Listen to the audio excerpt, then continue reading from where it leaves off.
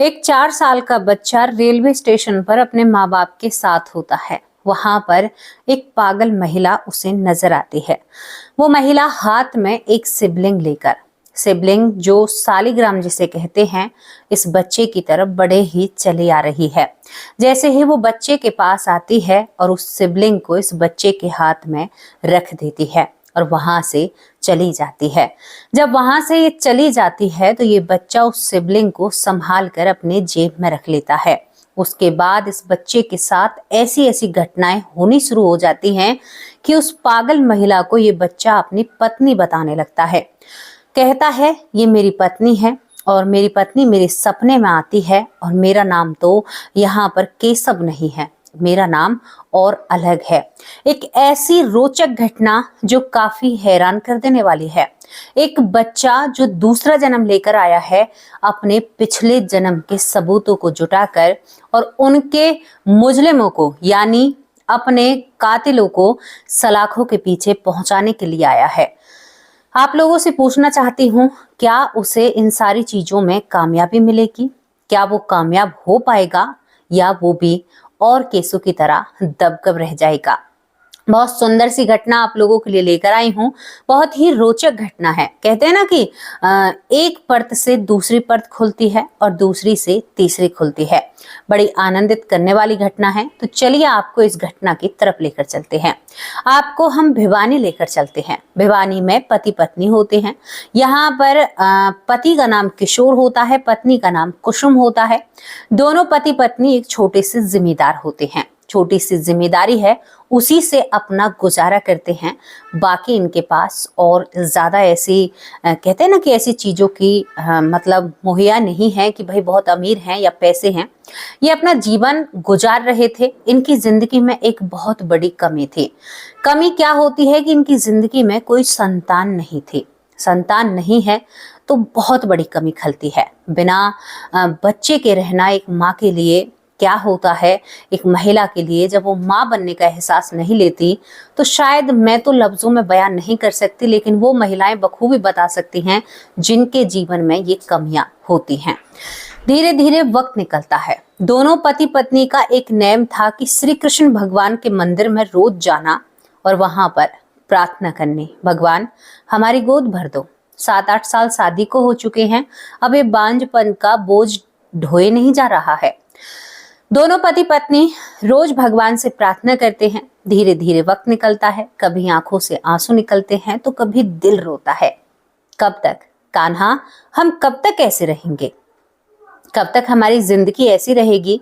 दोस्तों, तभी यहाँ पर ये भगवान की पूजा करने के लिए जन्माष्टमी वाले दिन जाते हैं उसी मंदिर में। तभी वहां पर इनको एक बच्चे की रोने की आवाज सुनाई देती है।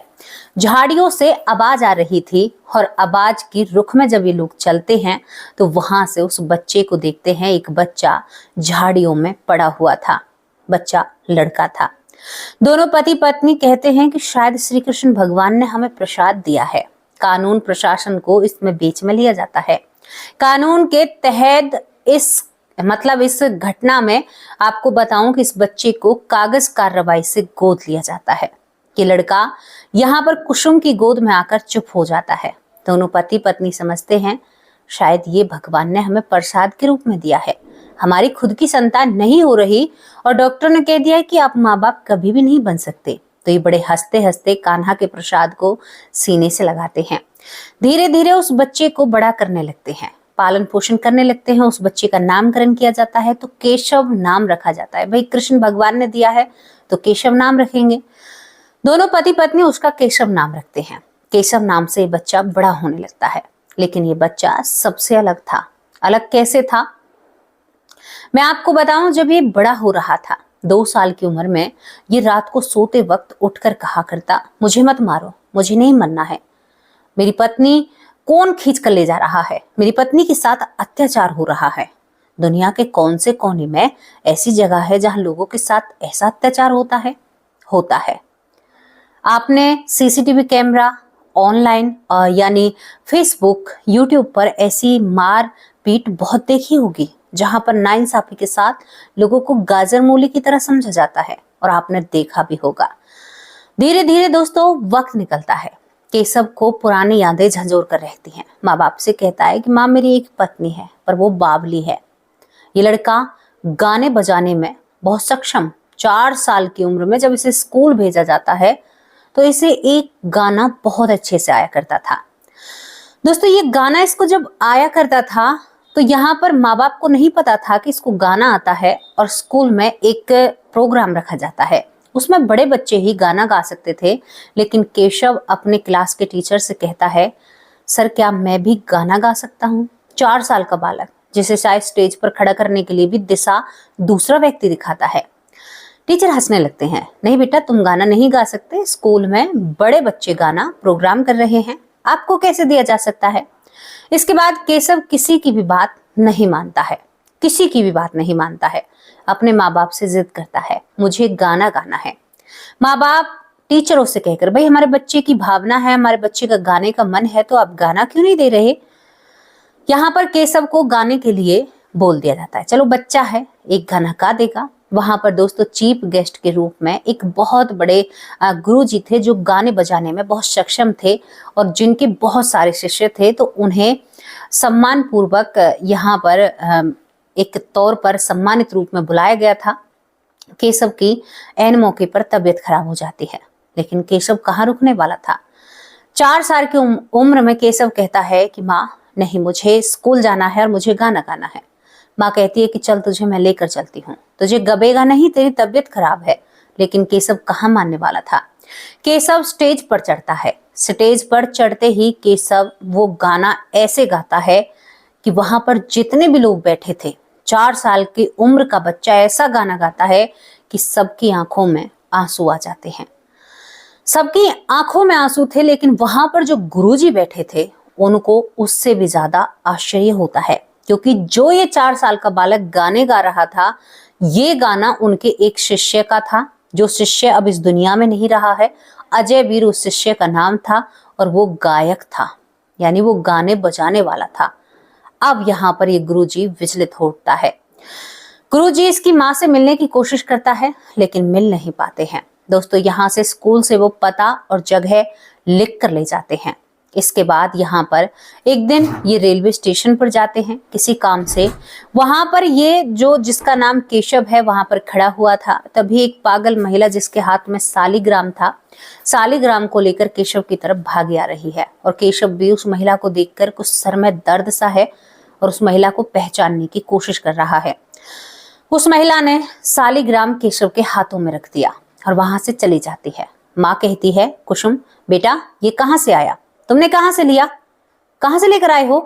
वो कहता है कि माँ मेरी पत्नी ने दिया है, देखो वो मेरी पत्नी है, मुझे उसके पास जाना है। माँ कहती है कि मारूंगी एक, ऐसा होता है, कोई तुम्हारी पत्नी नहीं है, चलो घर चलते हैं। और केशव को घर लिया जाता है। केशव उस सालीग्राम को देखकर रोने लगता है, मेरी पत्नी तो मुझे मिली थी, आप लोगों ने मिलने नहीं दिया। मेरा नाम अजय वीर है और वो मेरी पत्नी थी, मेरे प्यार में वो पागल है। अब माँ बाप हैरान कि ऐसे रेलवे स्टेशन पर तो बहुत सारी महिलाएं घूमती हैं, तो क्या सबको अपनी पत्नी बनाता फिरेगा? इस तरह से उसे डांट लगाई जाती है। लेकिन केशव कहाँ मानने वाला था। अब दूसरा चमत्कार कब होता है, जब वो गुरुजी जो होते हैं, जो संगीत के बहुत अच्छे जानकार थे, वो इनका दरवाजा खटखटाते हैं। दरवाजा खोलते ही केशव उन गुरुजियों को देखकर एकदम धड़ाम से सोफे पर बैठ जाता है। गुरुजी आप? यहाँ पर ये गुरुजी देखकर कहते हैं कि तुम मुझे जानते हो? ये लड़का कहता है कि हाँ मैं अजय वीर हूँ, आपने पहचाना? गुरुजी कहते हैं तू सच में ही अजय वीर है? जो तुमने स्कूल में बेटा गाना गाया है ना, वो मेरे अजय वीर शिष्य ने ही गाया था, उसके सिवा वो गाना किसी पर नहीं आता, तुम पक्के अजय वीर हो। ये घर वाले थोड़े हैरान और परेशान, कहाँ से कौन आया, क्या बात कर रहे हैं। तभी माँ को याद आता है कि ये तो उस दिन स्कूल के फंक्शन में थे। वो कहती है कि आप कौन, क्या कह रहे हो? इसके बाद ये कहते हैं कि मेरा शिष्य था अजय वीर। अजय वीर को मैं गाने सिखाया करता था और वो आगे चलकर बहुत बड़ा आदमी बनने वाला था। ये बहुत अमीर घर का बालक है और इसकी जिंदगी बहुत अच्छी थी। ये बहुत आगे जाता संगीत में, लेकिन पता नहीं इसके साथ क्या हुआ, किसी ने मारा या अपने आप। तो 4 साल का बच्चा बोलता है कि मुझे मारा क्या है और मैं उन लोगों से बदला लेकर रहूंगा, तभी तो मैं यहाँ पर आया हूँ। दोस्तों यहाँ पर बहुत हैरानी भरी बात थी, और उससे भी हैरानी भरी बात, 4 साल की उम्र में जिसको पेंटिंग बनानी नहीं आती, उसने इस गुरुजी की पेंटिंग पहले ही बनाकर अपनी नोटबुक में रख रखी थी। जब गुरुजी घर पर आते हैं तो ये बालक उस पेंटिंग को लाकर गुरुजी को दिखाता है कि ये आपकी पेंटिंग है। दोस्तों ये सारी बातें सुनकर यहाँ पर गुरुजी कहते हैं कि ये हमारा ही शिष्य है और इसका पुनर्जन्म हुआ है, आपके घर में हुआ है। माँ बाप कहते हैं कि नहीं, हमारे घर में नहीं हुआ, ये तो हमें रोड के किनारे झाड़ियों में पड़ा हुआ मिला है, लेकिन हमारे बेटे से भी बढ़कर है। माँ बाप कहते हैं कि आप भूल जाइए जो कुछ है, हम अपने बेटे को किसी को भी नहीं दे सकते, बड़ी प्रार्थनाओं से और दुआओं से हमें प्राप्त हुआ है। आप बेशक गुरुजी हैं, बहुत मान सम्मान है आपका, लेकिन इस बालक को हम किसी को नहीं देंगे। गुरुजी कहते हैं कि देना नहीं है। लेकिन अब धीरे धीरे जब केशव बड़ा होता है, आज केशव 10 साल का है, लेकिन धीरे धीरे जब केशव बड़ा होता है तो दोस्तों केशव को उसकी यादें और सताने लगती है। वो पागल सी महिला, वो कहता है मेरी पत्नी जा रही है, माँ रोको उसे, मुझे उसके पास जाना है। इस तरह की 2 साल तक केशव बातें करता है और यादें और भी ज्यादा गहराने लगती हैं। केशव 6ठी साल में जब चलता है, 5.5 साल का जब ये हो जाता है, तो गुरुजी को दोबारा बुलाया जाता है। माँ बाप बेटे की चीजों से परेशान हो चुके थे। बेटा बार बार बेहोश होकर गिर जाता है, सर में कोई ऐसी परेशानी है। दरअसल ये पिछले जन्म की बातों को याद कर कर बेहोश हो जाता है। यहाँ पर उस गुरुजी से पता पूछा जाता है, क्योंकि केशव को अपने पिछले जन्म का नाम याद था लेकिन पता याद नहीं था, बाकी उसे सब कुछ याद था। एक लड़की को खींचा जा रहा था, वो निक्कर में बैठा हुआ भजन सीख रहा था, गुरुजी से सब कुछ पता था, और गुरुजी को ये सारी बातें मिलती हुई नजर, और वो स्केच जो इसने अपने गुरुजी का बनाया था। दोस्तों केशव के पिछले जन्म का पता दिया जाता है और केशव अपनी पत्नी से मिलने के लिए बड़ा व्याकुल होता है। जब केशव के माँ बाप एक आम किसान से वहां पर पहुंचते हैं, जो यहाँ पर अजय वीर का घर था, वो काफी अमीर और रिच परिवार था, बहुत बड़ा परिवार था। जब वहां पर ये लोग पहुंचते हैं तो वहां पर वो लोग इन्हें धमका देते हैं, कहते हैं कि दौलत और शोहरत देखकर अच्छे अच्छे लोगों को पिछले जन्म याद आ जाया करते हैं। यहाँ पर ऐसा कुछ भी नहीं है, तुम पैसों के लिए यहाँ पर आए हैं। केशव के पिता को ये बातें बहुत बुरी लगती हैं, लेकिन केशव कहता है कि मैं अजय वीर के दुश्मनों को, कातिलों को जरूर ढूंढ कर रहूंगा, चाहे कुछ भी हो जाए। पिताजी, मैं जरूर उन्हें ढूंढ कर रहूंगा। केशव को मालूम है, आज वो 10 साल के हैं, कि मैं इनका सगा बेटा नहीं हूं, लेकिन वो कहते हैं मैं आपको कभी नहीं छोड़ सकता। आप नहीं होते तो मैं यहाँ पर नहीं होता, और मैं यहाँ पर कुछ करने के लिए ही आया हूँ। मैं उन लोगों से जरूर बदला लूंगा। हमने आप लोगों के सामने ऐसी ऐसी घटनाएं रखी हैं जहां पर लोग बदला भी लेते हैं। एक लड़का तो यहाँ पर जो उसके मुजरिम थे या जिन लोगों ने उनके साथ गलत किया था, वो जब सलाखों के पीछे होते हैं तो वो लड़का उनसे वहीं पर मिलने के लिए जाता है अपने दुश्मनों से। क्या केशव, ये आधी अधूरी घटना है, क्या केशव उनसे मिल पाएगा? क्या केशव अपने दुश्मनों को पहचान पाएगा, या वो भी एक केस की तरह दबकर रह जाएगा? ये बहुत ही रोचक सी घटना थी, लेकिन सत्य है या नहीं है ये मैं आप लोगों से नहीं कह सकती।